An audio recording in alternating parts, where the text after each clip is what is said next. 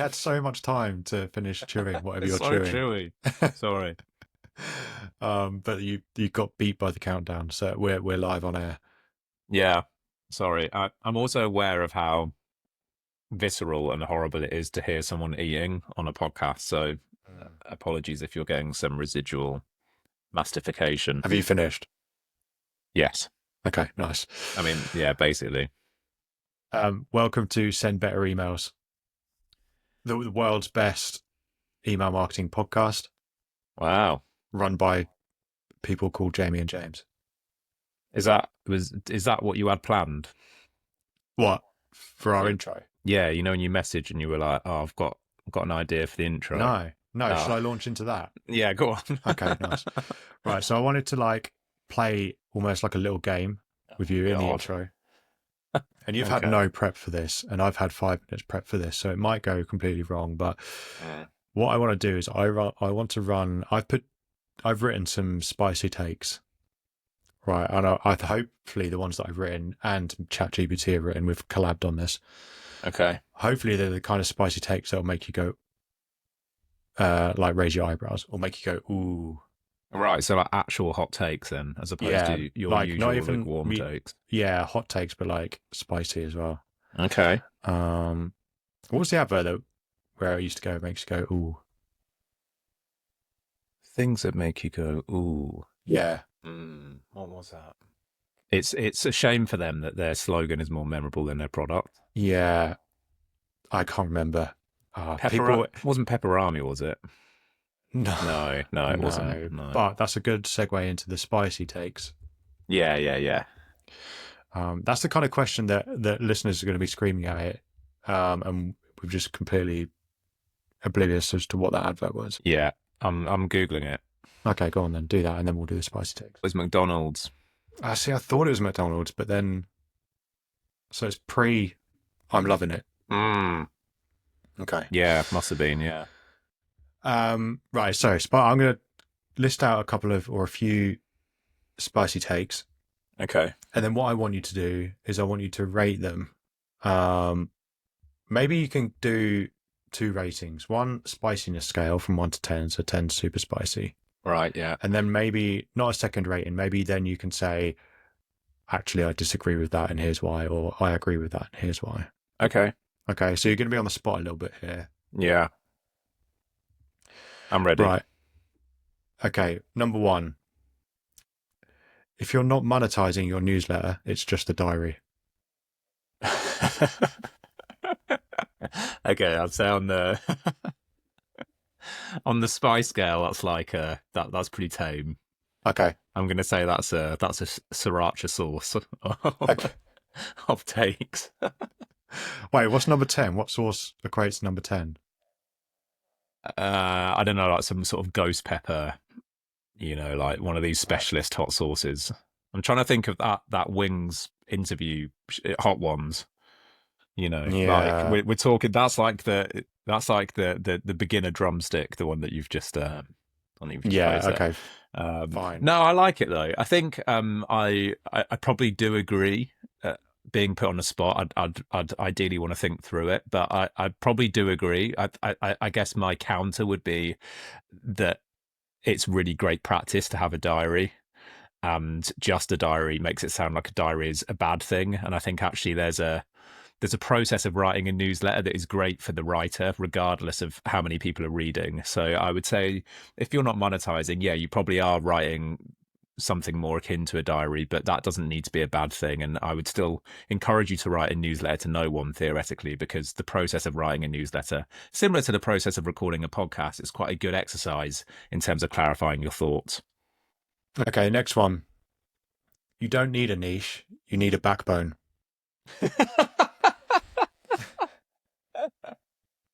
Well, I don't understand that. Do you mean... sorry, I don't really understand what I guess what that in means. terms of like your newsletter proposition and what you're talking about in your newsletter. So a content niche. Right. Okay. So you don't need a niche; you need a backbone. Yeah. I.e., like you need like strong opinions. Mm. I would say that is spicier. Yeah. I'd say that's spicier. I would probably disagree with it. Okay. I think I think lots of like everyone has opinions, and opinions are quite easy to come by. Mm. Um, and yeah, confidently expressing those is a hallmark of a great newsletter. I think like people are interested in opinions, and opinions are AI proof to some extent. But I think you definitely need to have a clearly defined audience for those opinions, which I guess is a niche, right? So clearly defining who your newsletter's for, in the same way that you would do that, you'd do that if you were launching a product or a service. You'd make sure that you understand exactly who you're targeting. I think the same should apply to newsletters. Okay, nice. Did that get a rating on the spicy scale? Oh yeah, I mean I don't know enough hot sauces after sriracha. No, I mean 1 to 10's fine. Yeah, okay. So if sriracha's like a 2, I'm going to put that at a 3.5. Okay. I've just noticed that Hasbull is behind me on Oh yeah, has he got like an Aperol spritz or something? No, no, it's a beer. Oh, it's a I beer. think. Nice. Yeah, just I'm gonna move him. Okay. That's not a child with a beer. Look up Hasbro if you don't know That's who also an Hasbro is. interesting pillow behind that. You've got just Yeah, like a plethora of interesting pillows behind you. this one's more socially acceptable. Yeah. Okay, next one. Giveaways are a lazy way to build a newsletter list. Okay. Yeah. Yeah. I'm going to give that a 4 out of 10 on the SPY scale. Okay. And my instinct is to agree with that. Lazy is maybe the not the first word I would use. I would say that giveaways are a tenuous way to build a newsletter list. Giveaways can still be quite high effort and can still require quite a lot of input to make really good and compelling. And there are plenty of newsletter builders that try giveaways and find that actually it doesn't work that well. So it still takes effort and skill to make them good, but I would say it's tenuous because the reason someone's subscribing can be just for the giveaway alone. And once they've learned that they haven't won the giveaway, they are less likely to engage with subsequent emails that you send them. So they tend to be quite bad for building high quality subscribers, which is ultimately what we want. Nice. You're doing much better on the spot than I thought, and that's Oh, not really? a reflection on you. It's just a reflection on anyone being put on the spot. Next one. No one actually cares about your weekly thoughts unless you're famous or funny. I strongly disagree with that. Okay. Strongly disagree. Wait, spicy rating first. Spicy rating, yeah, I'm going to give that a 6. Okay. I think that is really spicy. We're starting to sweat now. I think it's making me sweat in part because I think a lot of our clients wouldn't consider themselves funny or famous, and we would definitely tell them that they ought to be making newsletters. I strongly disagree because I think everyone ought to be writing a newsletter because everyone has something interesting to say. And I think that doesn't need to come from a place of fame or humor. I think there are plenty of other contributions that non-famous people can make. When expertise is the obvious one, right? There are subject matter experts who nobody's heard of who are fascinating to listen to, and it's not because they're funny or famous. It's because they really know their stuff. And I would say that's probably the most obvious genre of value that those people can give to the world, and newsletter is probably the best medium for that. Nice. Okay, I will just say that these statements that I'm making are of course. You don't believe them necessarily. No, I'm not subscribed. They're intentionally provocative. Yes. Yeah. Okay. Next one. The average creator's newsletter strategy is Hope and Mailchimp. Yeah. Nice. That's another 6 out of 10 on the SPY scale. Okay. I would probably dispute MailChimp. I think small businesses gravitate towards MailChimp, creators gravitate towards Substack. Yeah. I'd say Substack is sort of the MailChimp of the creator world. So Substack and Hope then. Yeah, Substack and Hope. Yeah, I'd say it's incredibly easy to create a Substack, and it kind of lays it all out for you, which is sort of what MailChimp's going for small businesses. Like, they want to make it as easy and as accessible as possible to start email marketing. Substack is the same, but for newsletters. And so it's easy for a creator to go over to Substack and think, okay, this is where I can start. Yeah, and Hope, indeed. Yeah, I think there is an attitude of newsletters of build it and they will come. And whilst that might work on some channels, it doesn't work for newsletters. The discovery function for newsletters is pretty poor. And Substack, part of their USP is trying to address that and to make newsletters discoverable. It doesn't really work. They have various kind of hacks and tricks that they use to try and increase the number of organic subscribers you get. For example, if you subscribe to one Substack newsletter, they will automatically subscribe you to others unless you actively opt out. Again, this creates a low quality list. So unfortunately, the only way to create a really high quality list is to be incredibly intentional with your growth. And that requires much more than Hope. That requires a strategy. Nice. Okay, I'm going to go for 2 more. We're at 10 minutes, so I want to make sure we have enough time. This could be a mini podcast. Yeah, it could be. I like this. Okay, you can make more money from 300 subscribers than 30,000 TikTok followers. Yeah, so you're touching on the 100 to 1 rule there, if my math is correct, which is the idea that 100 social subscribers equals followers even equals 1 newsletter subscriber. Yeah, it really depends, this one. I think there's definitely a world in which that is true.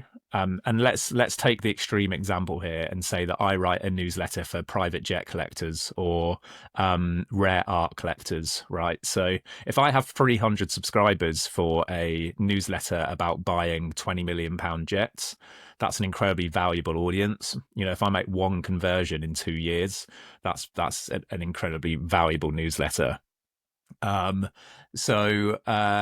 of course, there's a world where 300 subscribers can be incredibly valuable.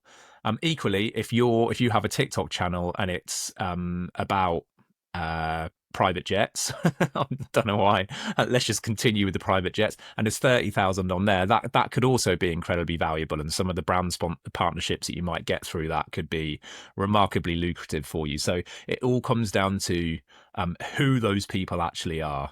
And I would say the general rule of thumb is that your newsletter audience is going to be way higher quality than your TikTok audience, because there is proactivity when it comes to opting into receiving emails. It's quite a high intent action because you're giving away part of your personal data in exchange for that information. So therefore it follows that people on your newsletter list are going to be that much more likely to convert or do what you're asking them to do. TikTok, it's harder to build a loyal following. Okay, nice. So 1 spiciness scale for that one? I'm going to say that was pretty unspicy because it's quite a common narrative in the newsletter world. So I'm giving that a 3 out of 10. Okay, we haven't gone above 6 yet, I don't think. No. I need to work on these. I really want like a 9. Okay. Well, I'm going to do 1 more. And did you agree or disagree with that last one? It's just too dependent. I'd say it's possible, yes. Okay. Last one. Social media is dead. Long live the inbox. Yeah, okay. I'll give that a 7 just to make you feel good about your. These have been good. No, of course, I disagree with that as much as I would love the idea that everyone starts looking at the inbox. I'd say the inbox is very underrated. But I would say that the common narrative, if there is one, is actually the other way around. Email is dead. Long live social media. Of course, I disagree with both. The fact of the matter is that both can coexist in this world, and there's plenty of room for the two of them.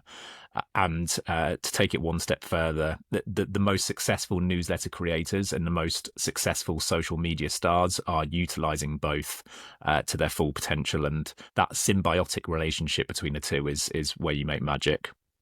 Nice, cool. That's it for spicy takes. We got up to 7. I feel like it was a sympathetic 7 that you gave me. I mean, to be fair, I could have been a bit more generous to some of the previous ones. There were some spicy ones in there. I was maybe being a bit harsh. Okay. I'll work on some more for next time. So that took a bit longer than I thought, actually. Yeah, classic me. Yeah. So I actually do wonder whether we should square this off as a little mini episode. Yeah. Okay. Maybe like a midweek episode, like a Monday post or something. Yeah. Because it is 15 minutes, and I feel like when we get to the meat of our conversation, we should dedicate a whole podcast to that, because it is gonna be quite a meaty one. Nice. Okay. Let's do that then. We'll round it off. I guess that's it. Nice speaking to you, James. Yeah, and you. All right, mate. Thanks for your hot takes. I won't take this personally. All right. Go drink some milk after all those spicy takes. Oh, mate. I'm going to feel this in a couple of days, let me tell you. Don't be crass, James. Just go and drink your milk. Eat a carrot and yogurt. Those things are supposed to be good for... You love carrots as well. I do, yeah. Anyway, thanks, everyone. All right. Bye. Thank you.